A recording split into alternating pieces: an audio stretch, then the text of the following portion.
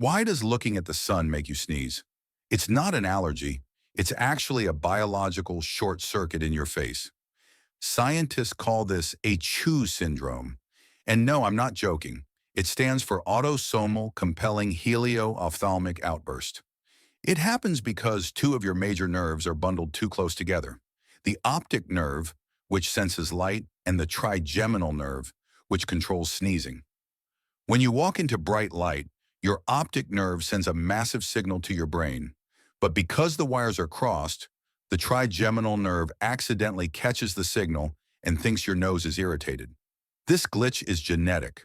About 1 in 4 people are sun sneezers. If you have it, you can thank your parents for the faulty wiring. It's a harmless glitch in your hardware, and that's why